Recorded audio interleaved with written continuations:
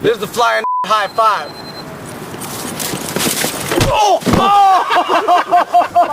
But fans still haven't had their fill of the death-defying stunts and excrement-centered pranks they've grown to love in the first 3 movies. In the 6 years since Jackass 3.5, there's been a ton of buzz about the next installment. Paramount Pictures supposedly registered a bunch of Jackass 4-related domain names. Johnny Knoxville said in a Reddit AMA that there were no plans for another movie, but they were open to doing another. Director Jeff Tremaine announced it would be shot in Australia, and Bam Margera even let it slip that they were toying with a Jackass sequel named in honor of the crew's late buddy Ryan Dunn.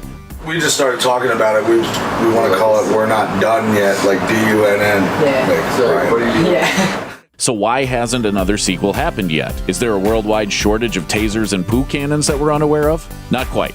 Here's why we never got to see Jackass 4. Johnny Hollywood.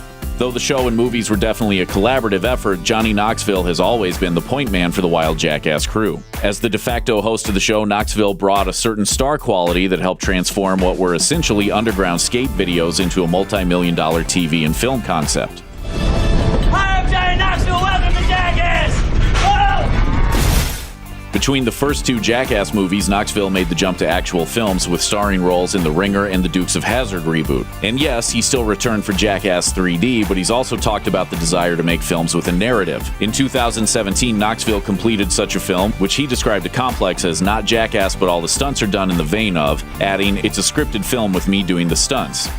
That film is Action Park, and it's based on a real New Jersey theme park that had a notorious reputation for its lax safety policy that resulted in many cases of guest injuries and even 6 deaths. During an interview on Jimmy Kimmel Live, Knoxville listed the litany of injuries he suffered while shooting Action Park.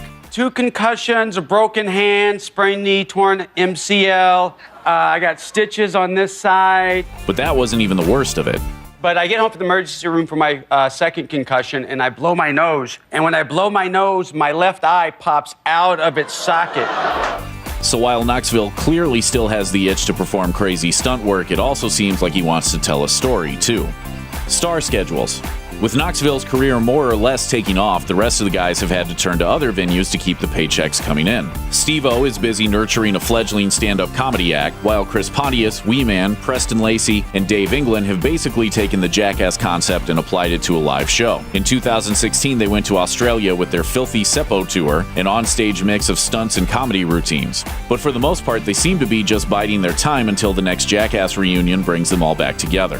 In an interview with the Daily Journal, Preston Lacey admitted that the next Jackass sequel hinges entirely on Knoxville's involvement. Hopefully we'll do another movie. We're just waiting on Johnny Knoxville's schedule. In Hollywood, unless you have a contract, nothing is nothing. Steve-O seemed to have the same sentiments, but he put it a lot more bluntly. He told Uprocks, "Some of the guys are sort of less busy than other guys and kind of feeling really desperate to get another movie going. Every once in a while, an email will be sent to everybody from one of the guys in the cast saying, come on, let's make a movie. It seems like a pretty clear sign that without Johnny Knoxville's involvement, that movie will probably never get off the ground." A dark cloud.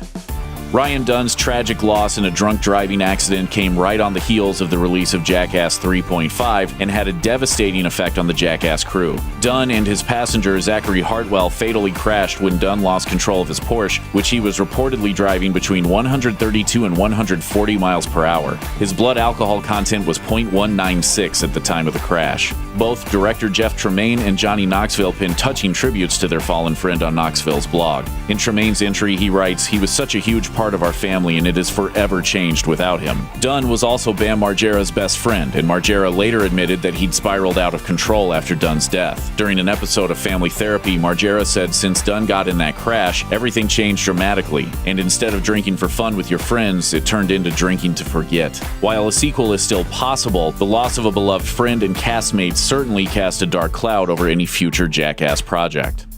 Margera's sobriety.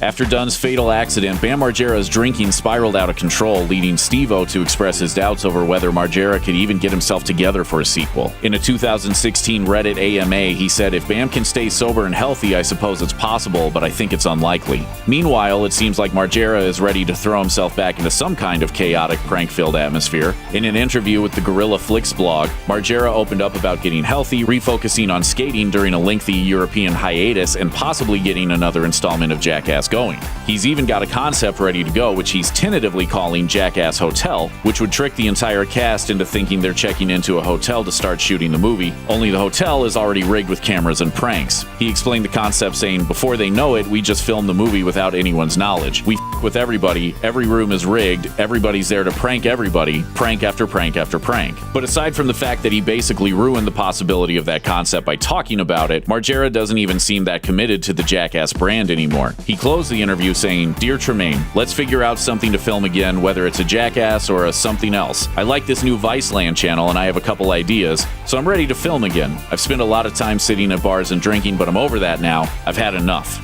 Steve-O isn't interested. For his part, Steve-O seems like he's just plain moved on from the show and movies that made him famous. The star famously battled his own addiction issues during the show. Using ketamine, PCP, cocaine, nitrous oxide. But he's since cleaned up, and he told the Daily Beast that on top of focusing on his new stand-up career, he's also searching for a new purpose in his life. "Now my goal is to find separation between me and that character, to find separation between Steve-O and whoever I am, and more than that, for whoever I am to find fulfillment and validation from within." That's a big turnaround for a guy who once dove headfirst into Mike Tyson's fist just because he could.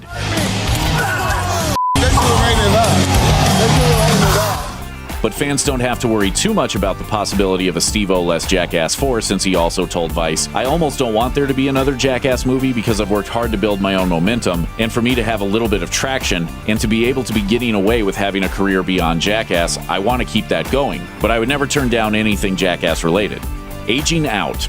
Hard to believe, but Johnny Knoxville is now closer to 50 than 40. And in the 2 decades that Knoxville battered his body for the show and movies, he's racked up innumerable injuries, once after getting viciously head-punched by Butterbean, and once after flipping a golf cart. Steve-O brought up the cold hard truth about aging in an email to his buddies. "Hey, I love working with you guys. We're all great friends. It's something really special that we have. But with that said, as excited as I am to work with you guys, if we're going to another project, we need to figure out a way to get out in front of it and acknowledge we're old. Because we're old." And even though he's not exactly thrilled with the prospect of aging, he also told the Daily Beast, "Now I'm in my 40s and I can't post a picture without someone commenting, 'Dude, you got old.' I think I'm pretty realistic about it. It just points to what's important is to find separation from that."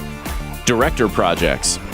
Jeff Tremaine is the director and driving force behind Jackass. His skate magazine, Big Brother, served as the inspiration for the show, and even employed almost the entire cast before they ever had a deal with MTV. I could make a TV show out of it, and MTV just loved it. You know, they ordered the series. And because hanging out with notorious bad boys is kind of Tremaine's thing, he parlayed his Jackass success to tell the story of the world's most notorious rock band, Motley Crue. In 2016, he produced a documentary about the band's final tour, and recently announced that he's finally been attached to direct a feature biopic about the band called The Dirt. Tremaine told Screen Crush, "Dirt is something I pursued with everything I had. I've wanted to make this going back to 2001 when we were just planning the first Jackass movie." Outside of the Jackass sphere, Tremaine has been chained to the skater prank show genre, with producer credits for Nitro Circus, Dudesons in America, Rob Dyrdek's Fantasy Factory, and Ridiculousness. But it seems he's ready to take a legitimate seat in the director's chair. Plus, as far as we can tell, a 2014 Daily Mail interview was the last time Tremaine even spoke to the press about another Jackass installment. Sounds like he's in no rush to get back to it, and without Tremaine behind the camera, Jackass 4 will probably never happen. Hello, my name's Johnny Knoxville, and I'm about to end this movie. Thanks for watching. Click the looper icon to subscribe to our YouTube channel. Plus, check out all this cool stuff we know you'll love too.